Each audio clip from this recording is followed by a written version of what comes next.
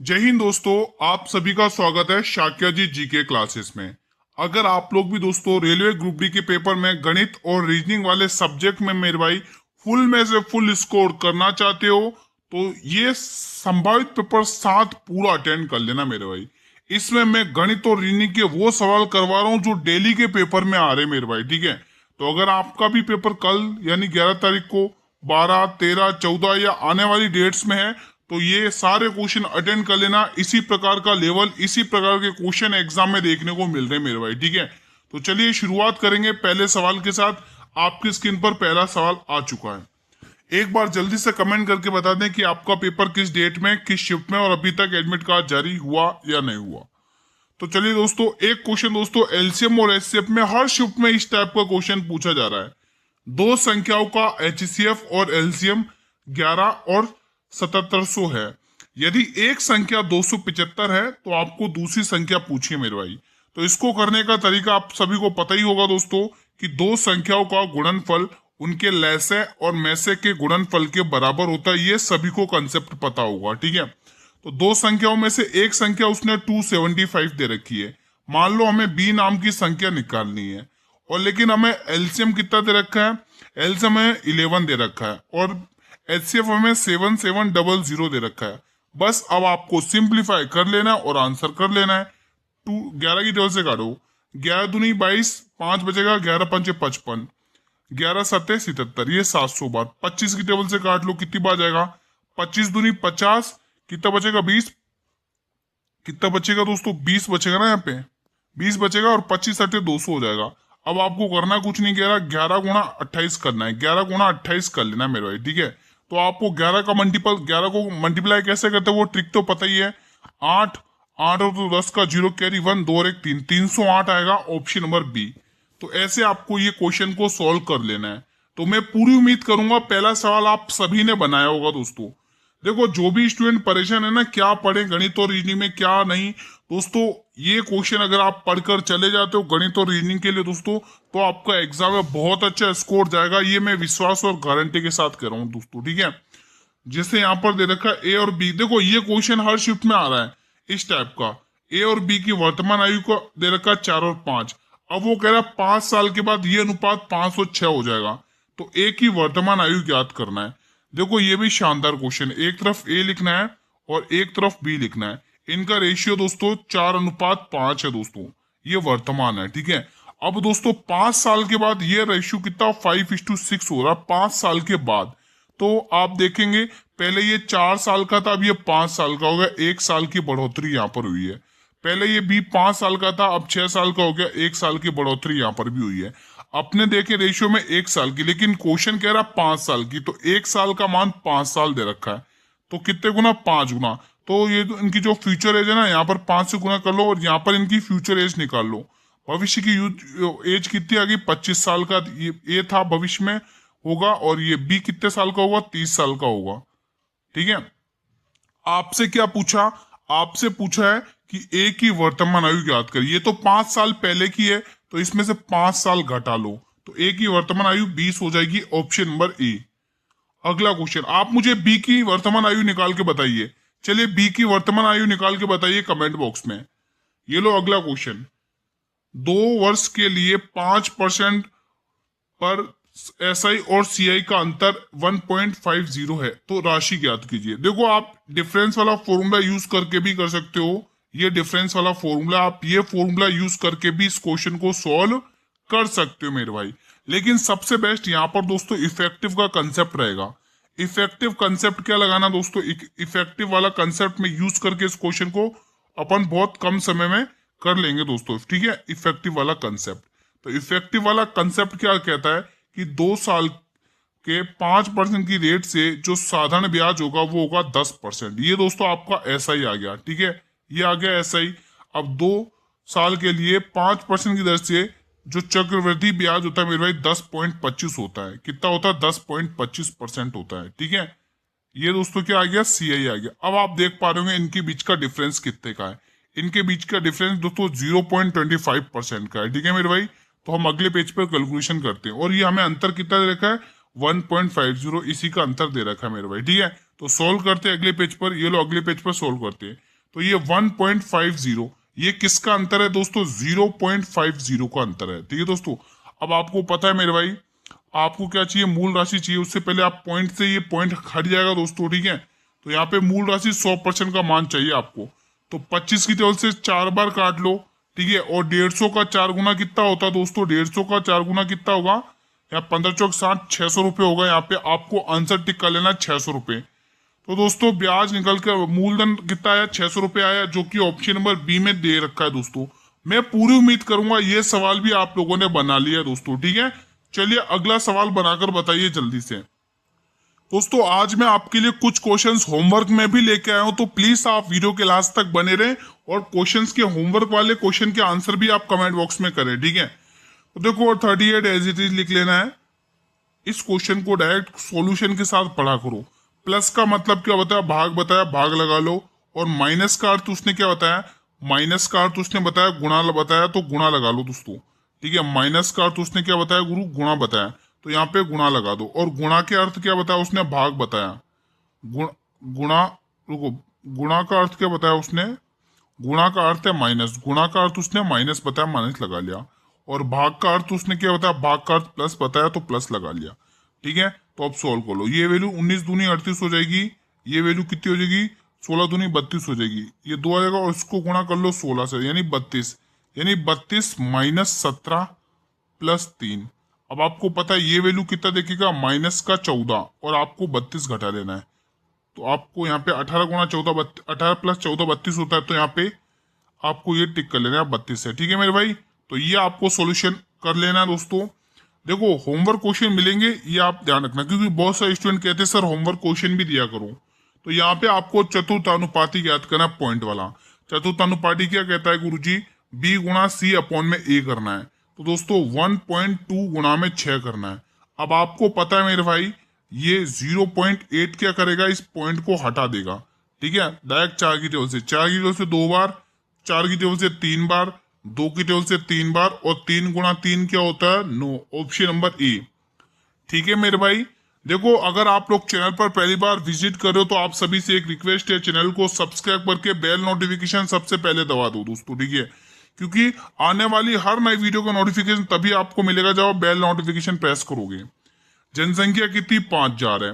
10% की वृद्धि होती है पहले साल में, और दूसरे साल में 20% की कमी हो जाती है। तो आपको 2 साल के बाद जनसंख्या कितनी होगी ये पूछा है। जैसे ही आपको 10% दिखा, यानी आंसर 11 का मल्टीपल है।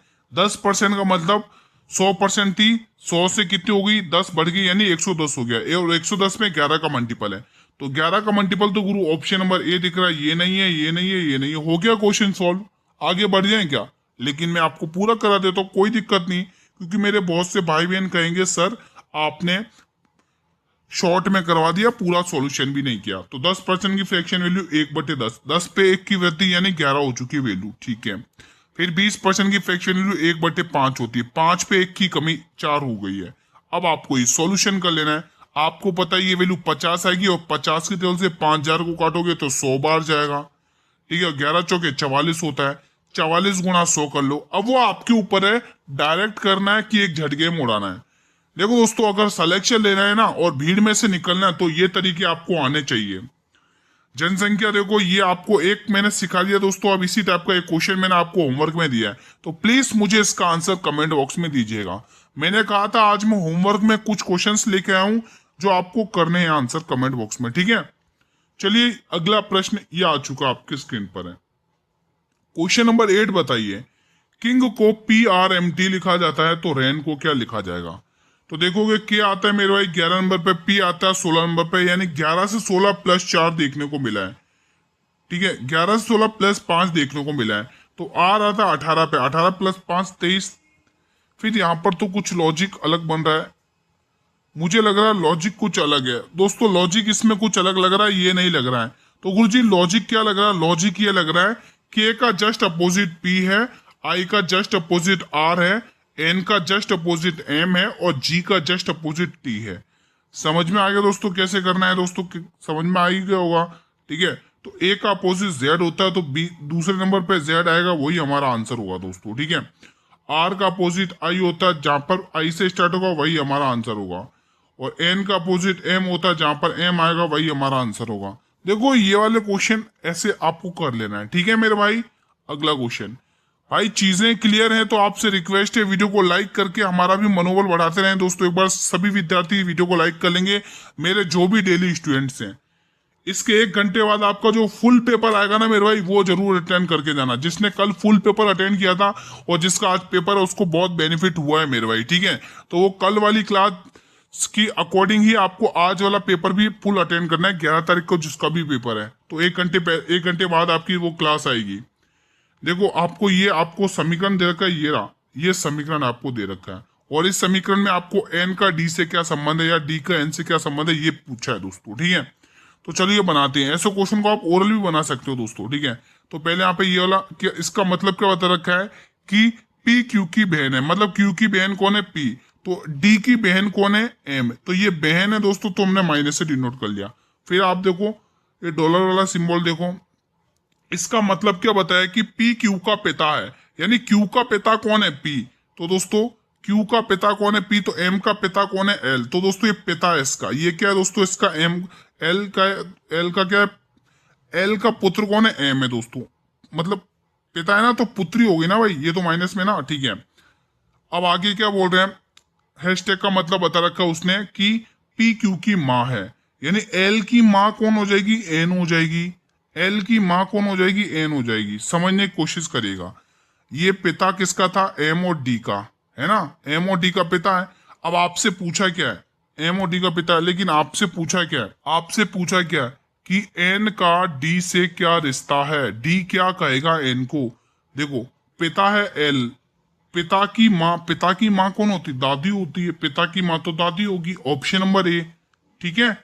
अगला क्वेश्चन देखिएगा, कितनी धनराशि में 8% वार्षिक साधारण ब्याज दर पर 2 वर्ष में 480 रुपए प्राप्त होगा। तो क्या मतलब क्या, दर गुणा समय बराबर साधारण ब्याज, ठीक है। दर गुणा समय बराबर साधारण ब्याज, 16% का मान गुरुजी हमें 480 दे रखा है, हमें गुरुजी 100% का मान पूछा है। तो गुरु ये इसका कितना गुना दिख रहा है, 30 गुना दिख रहा है। तो 100 का भी हमें 30 गुना कर लेना है, on the spot, option number D. ऐसे आपको कैलकुलेशन कर लेनी है, ठीक है। स्टार्टिंग में ही मैं कह दिया था दोस्तों, अगर आप ये सारे क्वेश्चन अटेंड कर लेते हो तो एग्जाम में मैं तो रीडिंग वाले सब्जेक्ट से चिंता दूर कर लो, सारे क्वेश्चन आपको यहीं से देखने को मिलेंगे, इसी क्लास से, ठीक है। तो पूरा क्लास देखो, सारे क्वेश्चन को अटेंड कर लो, एक एक क्वेश्चन सिलेक्शन की ओर लेके जाएगा, क्योंकि मैं तो रीडिंग आपके सिलेक्शन वाले सब्जेक्ट हैं। बंटी और बबलू की आयु का योग 64 वर्ष है। 2 साल के बाद बंटी की आयु बबली की आयु की 3 गुनी हो जाएगी, तो बंटी की वर्तमान आयु क्या होगी दोस्तों। ध्यान से समझना, अंतर कभी बदलता नहीं है, ये आपने सभी ने सीखा है। एक तरफ बेटे भाई बंटी है और एक तरफ है बबलू, एक तरफ है मेरे भाई बबलू, ठीक है। ये एक तरफ बबलू है, ठीक है। तो यहां पर आपको पूछा दोस्तों, क्या पूछा है, ये पूछा है कि बंटी की वर्तमान आयु बबली की 3 गुनी हो जाएगी। तो मान लो बबली की आयु 1x है, तो इसका 3 गुना क्या हो जाएगा, ये फ्यूचर की आयु निकाल दी मैंने, ये फ्यूचर की आयु, ठीक है। तो मैंने कहा था अंतर कभी बदलता नहीं है, तो फ्यूचर की आयु में रेशियो कितना रहा, 4x, योग कितना हो रहा, 4x। लेकिन दोस्तों उनकी वर्तमान आयु का योग कितना, 64। तो मैंने कहा था अंतर कभी बदलता नहीं है, तो 4 का मान 64 दे रखा है। कितने गुना मेरे भाई, 16 चौके 64। तो इनकी फ्यूचर आयु यहां पर भी निकाल लो, ठीक है। 64 है ना, 17 चौके 68 होता है, 68 है ना भाई, 64 है कि 68, यहाँ पे 68 वर्ष होगा दोस्तों, 68 है यहाँ पे, 68 करेक्शन करेंगे, यहाँ पे 68 है, ठीक है। तो ये इसका कितना गुना दिख रहा है यहाँ पर आप देख लेंगे, लिख लीजिए। मेरे पास कहाँ गया इरेजर, ये रहा, हाँ ये इरेजर, ठीक है। इरेजर लगा दिया, यहाँ पर लिखेंगे ये इसका 17 चौके 68। तो इसकी फ्यूचर आयु निकाल दो, इसकी भी फ्यूचर आयु निकाल दो, इसकी भी फ्यूचर आयु निकाल दो। तो इसकी फ्यूचर आयु कितनी आ गई दोस्तों, इन दोनों गुणा कर 51 वर्ष, और इसकी कितनी आएगी, 17 वर्ष, ठीक है। समझने की कोशिश करिएगा, ये दोस्तों फ्यूचर आयु है, ठीक है। उसने क्या बोला, वर्तमान आयु बताइए बंटी की। तो हमने ये कितना 2 प्लस किया था ना मेरे भाई, इधर ये 2 साल बाद की आयु का रेशियो है ना, तो आपको क्या करना है, 2 साल इसमें घटा लेना है। Option number A will be the right answer. तो बंटी की वर्तमान आयु 49 हो जाएगी। अब एक बात तुरंत मुझे जल्दी से बबलू की वर्तमान आयु निकाल के बताइए कमेंट बॉक्स में। अगला सवाल जब तक आपके स्क्रीन पर ये रहा, देखो अल्टीमेट क्वेश्चन है, मजा आ जाएगा इसको करने में। भाई थोड़ी कैलकुलेशन तो आनी चाहिए। आपने देखा नहीं क्या गणित के पेपर में 18-19 क्वेश्चन तो बहुत इजी आ रहे, लेकिन 6-7 क्वेश्चन दोस्तों इतने कैलकुलेशन मतलब बैठा रहा है एग्जामिनर, टफ की स्टूडेंट को छोड़ना पड़ रहा है और उसकी वजह से लेट हो रहा क्वेश्चन, ठीक है, और उसकी वजह से समय भी वेस्ट हो रहा है। तो ये गलती नहीं करनी, ध्यान से सुनोगे इस क्वेश्चन को कैसे करना है। प्रॉफिट लॉस के क्वेश्चन, सिंपल इंटरेस्ट और कंपाउंड इंटरेस्ट के क्वेश्चन थोड़ा टफ बनाया जा रहा है। देखो एक दुकानदार किसी उत्पादक क्रय मूल्य से 75% अधिक करता है। कोस्ट प्राइस, सेलिंग प्राइस और अंकित मूल्य यानी विक्रय मूल्य, अंकित मूल्य क्या सॉरी हाँ अंकित मूल्य यानी मार्क प्राइस। देखो 100 रुपए का सामान था, कोस्ट प्राइस पर 75 अधिक अंकित कर रहा है यानी 175 पर अंकित कर रहा है। वो कह रहा है आप पहले 30% की छूट दो, फिर वो कह रहा है एक और छूट दो 40% की, उसके बाद आप लाभ और हानि बताइए। तो मैं क्या करूंगा दोस्तों, पहले 30% की छूट यानी 70 पर सामान को बेचूंगा, ओके रिपोर्ट है।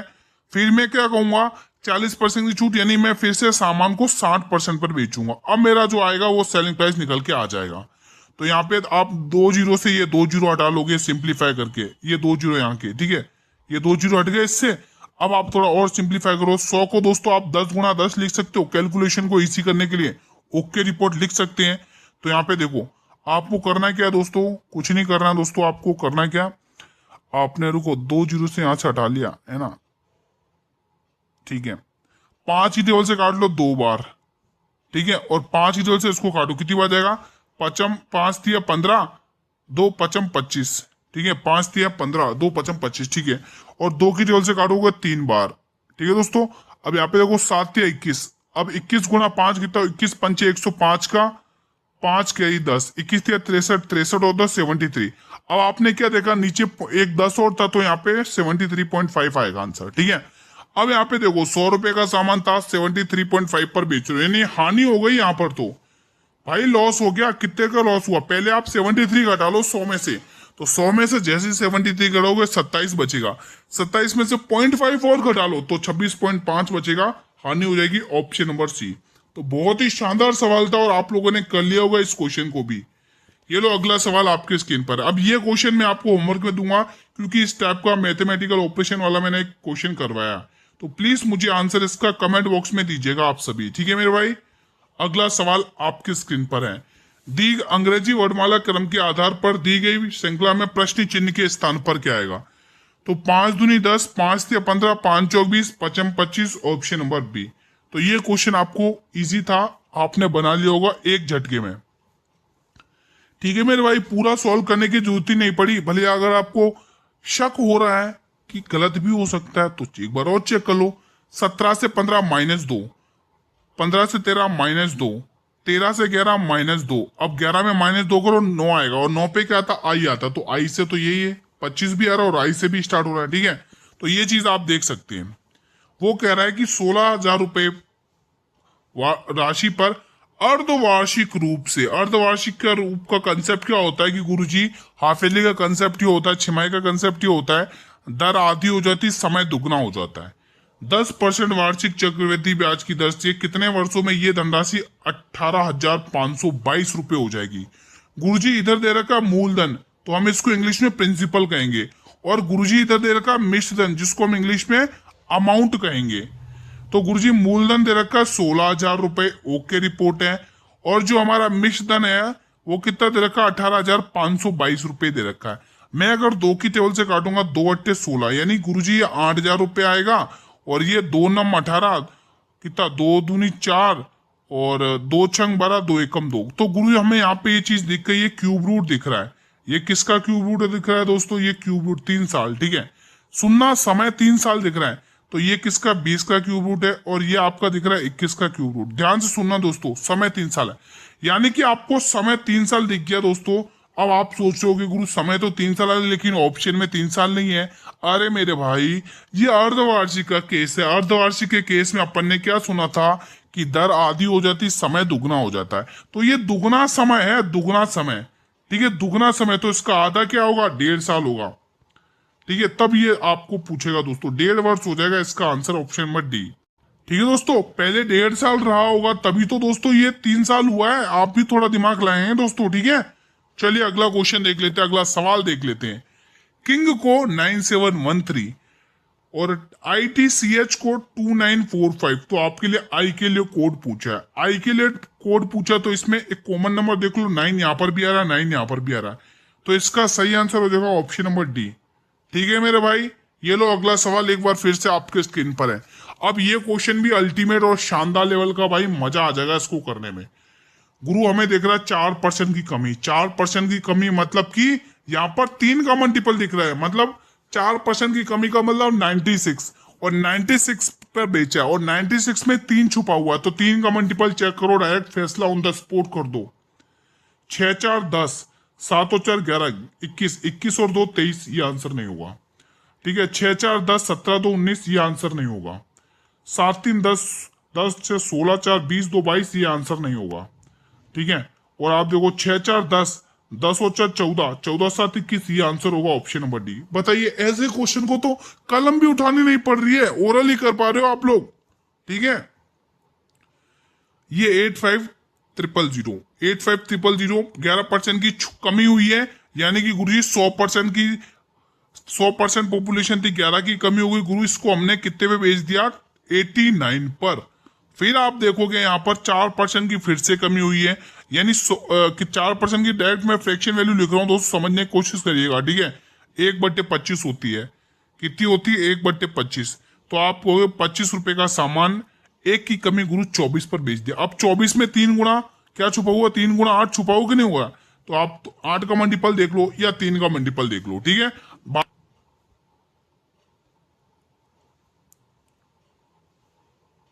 ठीक है मेरे भाई, पता नहीं क्या हो गया था बीच में। चलो ये बताइए दोस्तों, यहां पर देखो दोस्तों, 2 जीरो से आप ये 2 जीरो हटा लोगे, ओके रिपोर्ट है। 25 की टेबल से उड़ा दो, 25 की टेबल से काट लो, 25 तिया 75, 10 25 चौके 100। आपको करना कुछ नहीं है, 34 गुणा 89 गुणा में 24 कर लेना है, बस इतना सा काम कर लेना है। अब आपको 8 गुणा 8 का मल्टीपल देख लो, आखिरी के 3 अंक 8 से विभाजित हो रहे कि नहीं हो रही चेक कर लो, बस पूरा आप चेक कर सकते हो। ठीक है, तो आप सॉल्यूशन करोगे तो यही आंसर आएगा दोस्तों, इसका सॉल्यूशन करोगे तो। ठीक है, चलो अगला क्वेश्चन। भाई इतनी कैलकुलेशन तो आनी चाहिए। ठीक है, इतनी कैलकुलेशन का मतलब स्मार्ट अप्रोच आनी चाहिए, क्योंकि कैलकुलेटिव पेपर बन रहा है मैथ का, 6-7 क्वेश्चन, जो स्टूडेंट को छोड़ना पड़ रहा है मजबूरन, या फिर उनका समय वेस्ट हो रहा है, और उसकी वजह से आधे क्वेश्चन छूट रहे हैं दूसरे सब्जेक्ट वाले के। ठीक है, तो ये चीजें आपको नोटिस करनी है, कैलकुलेशन सीखनी है दोस्तों। अब इकाई अंक दिख रहा है क्या? इस क्वेश्चन को आप कर सकते हो जल्दी, 1 2 का ही तो इकाई अंक सेम में। चलो एक बार चेक कर लेते। 4 7 + 3 + 3 + 3 13 और 3 16, 16 पे यानी पी आएगा लास्ट में। भाई पी आएगा लास्ट में। 21 से 25, 21 से 26, 21 से 26 + 5, यहाँ पर भी +5, और ये क्या 5 और 5 10, 15 पे क्या आएगा? 15 पे वो आएगा ऑप्शन नंबर डी। हो गया कल्याण, हो गया काम भाई, सॉल्व भी हो गया क्वेश्चन। तो ऐसे ही तो आपको करना है। रीजनिंग का दोस्तों प्रीवियस ईयर का पेपर ही आ रहा है, बहुत जल्दी आप उड़ा सकते हो। अब आपके सामने तड़कता भड़कता क्वेश्चन। अब आप सोचोगे इतनी खतरनाक कैलकुलेशन, हमें एलसीएम चाहिए, अब हम इसका लाइन खींच के ऐसे करके एलसीएम निकालेंगे। भाई ऐसे करोगे तो आगे वाला जब तक को 2-3 क्वेश्चन कर देगा, जब आप ये लाइन खींच के निकालोगे एलसीएम। क्या दिख रहा है? 90 दिख रहा है। क्या दिख रहा है? 90 दिख रहा है। 90 में 9 गुणा 10 दिख रहा है, तो 9 का मल्टीपल तो सभी सीखे ही होंगे। क्या 9 का मल्टीपल तो सभी को पता ही है ना, 4 2 6 7, ये 9 का मल्टीपल नहीं है। ठीक है, 6 4 10 18, ये 9 का मल्टीपल ऑप्शन भी हो सकता है। 5 और 4 9, 9 और 2 11, ये 9 का मल्टीपल नहीं है। 8 और 4 12, 12 2 14, ये 9 का मल्टीपल नहीं है। हो गया आंसर। कितनी देर लगी? नहीं लगी ना देर। चलिए अगला क्वेश्चन। आपको क्यूबॉइड और क्यूब पर क्वेश्चन आ रहे हैं, और वैसे ही क्वेश्चन मैंने तैयार कर दिया आप लोगों के लिए। ठीक है, चलिए जवाब दीजिए इसका आंसर। यदि किसी घनाभ की लंबाई 5 सेंटीमीटर है, चौड़ाई उसकी 4 सेंटीमीटर, ऊंचाई उसकी 3 सेंटीमीटर, आयतन ज्ञात करिए। तो घनाभ का आयतन क्या होता है? लंबाई गुणाई चौड़ाई गुणाई ऊंचाई। ठीक है, लंबाई गुणा चौड़ाई गुणाई, चौड़ा गुणा हाइट, मतलब चौड़ाई गुणा हाइट, हाइट का मतलब ऊंचाई। ठीक है, length multiply breadth multiply height, ये आपको करना है। वॉल्यूम का फॉर्मूला होता है दोस्तों क्यूबॉइड का। वॉल्यूम ऑफ क्यूबॉइड क्या होता है? Length multiply breadth multiply height ही तो होता है। 15 चौक 60 तिया, एक देखो 5 तिया 15, 15 तिया नहीं, 5 चौक 20, 20 थे 60, ऑप्शन नंबर सी हो गया कल्याण। तो लेंथ आपको दे रखी 5 और चौड़ाई 4, ऊंचाई 3, तो 5 या 15 और 15 चौके 60, ऑप्शन नंबर सी। अगला क्वेश्चन भी देख लेते हैं। देखो एक घन वाला और आता है, वॉल्यूम ऑफ क्यूब। ठीक है, आपको क्या पूछा, ठीक है, अच्छा आपको पूछा कुल पृष्ठ क्षेत्रफल।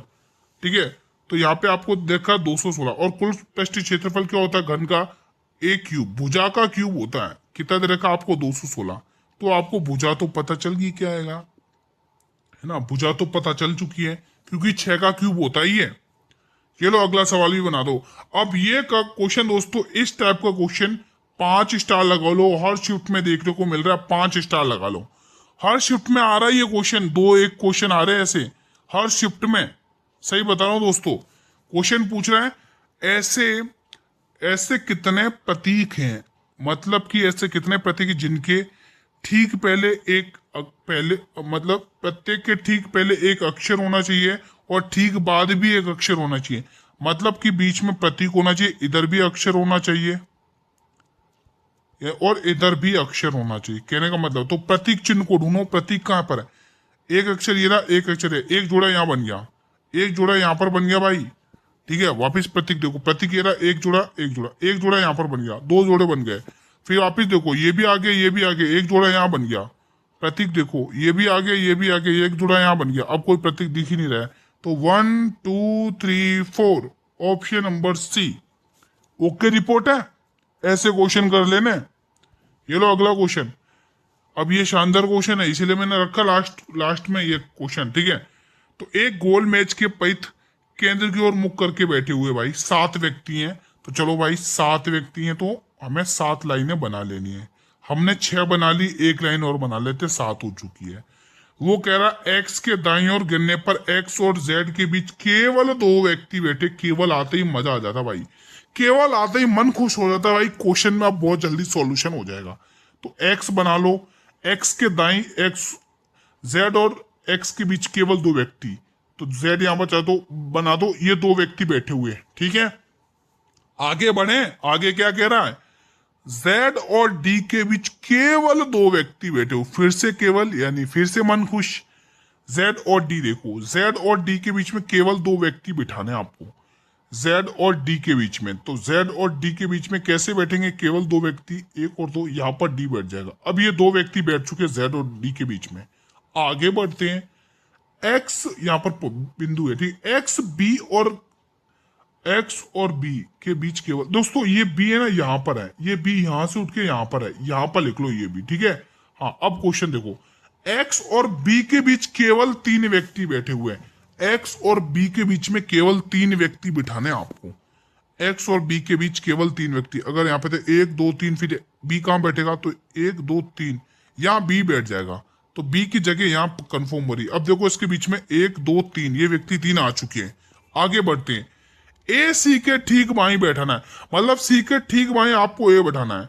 अगर आप सी यहां बिठाओगे तो बाएं बी बैठा हुआ है, यहाँ ए नहीं बैठ सकता है, तो ए यहां पे बिठा दो। अब देखो उसको सी, पहले सी बिठाना, सी बैठेगा ना पहले, सी यहां बिठा रहे हो तो सी के जस्ट बाएं ए यहां पर बैठ गया। अब बचा कौन, ए बी डी कौन बचा है, वो बचा हुआ ए बी डी तो नहीं बचा हुआ है, सी आ गया, वाई आ गया, वाई बचा हुआ, वाई यहाँ आ जाएगा। और पूछा है, क्वेश्चन ने क्या पूछा आपसे, क्वेश्चन ये पूछा है वाई के बाएं तीसरे स्थान पर, तो तीसरे स्थान पर वाई का बाएं किधर है, पीछे, 1 2 3, तीसरे स्थान पर सी बैठा हुआ है। ठीक है, वाई के आगे बोलोगे तो वाई दाएं हो जाएगा। तो शानदार सवाल था, मैं पूरी उम्मीद करूंगा बना लिया होगा आप लोगों ने इतनी जल्दी। दी गई श्रृंखला में प्रश्नवाचक चिन्ह के स्थान पर क्या आएगा, शानदार। सोल्व करें तो पे 17 18 प्लस 18 देखने को मिल रहा है, यहां पर देखोगे कितना, और 27 देखने को मिल रहा है। ये कुछ जाने पहचाने नंबर नहीं लग रहे, 9 का मल्टीपल नहीं लग रहा है, लग तो ये रहा है गुरु, ये तो 9 के मल्टीपल लग रहे हैं, 4 और 3 7, नहीं 6 और 3 9, गुरु 9 का मल्टीपल लग गया, 9 ते 27, 9 चौक 36, 8 से जो तो 4 आएगा, ऑप्शन नंबर सी हो गया कल्याण, 9 चौक 36। अब ये 8 देखो और 6 देखो, 8 और 6 की शकल देख लो भाई, मजा आ जाएगा। 128 प्लस 36 कर लो। अब ये करना जरूरी है क्या बताइए, आपको यहाँ 8 और 6 नहीं दिख रहा, 8 और 6 14 का 4, इकाइंक 4 नहीं आ रहा है, तो इकाइंक 4 तो एक ही ऑप्शन में भाई, पूरा सॉल्व क्यों करें जब हो रहा है ऐसे ही काम।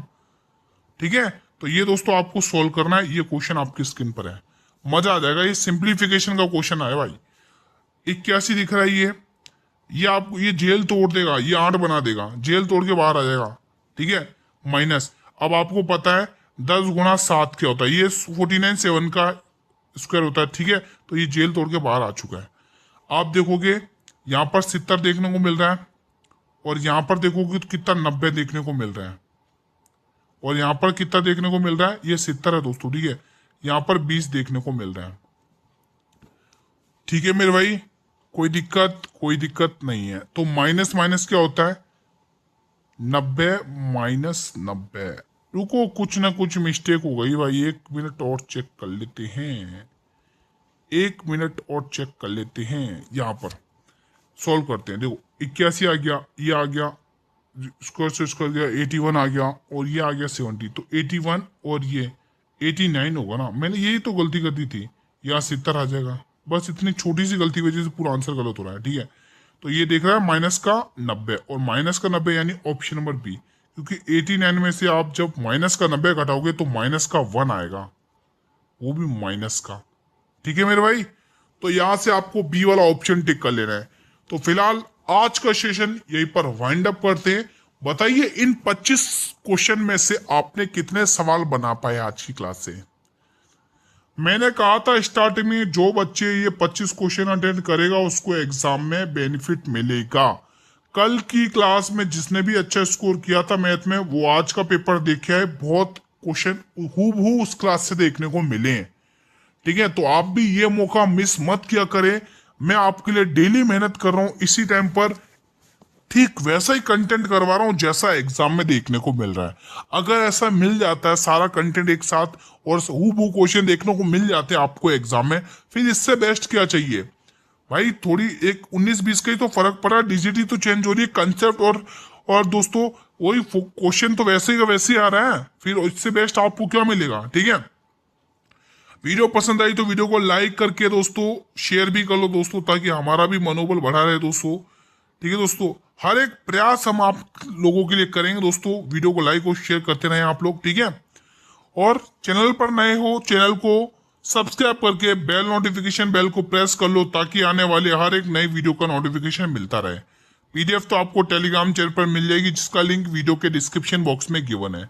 अब आपसे एक रिक्वेस्ट है, 1 घंटे बाद इसका जो पेपर आएगा ना, फुल पेपर, वो जरूर अटेंड करना, 8 बजे वाली क्लास। मिलेंगे नेक्स्ट क्लास में, तब तक जय हिंद जय भारत।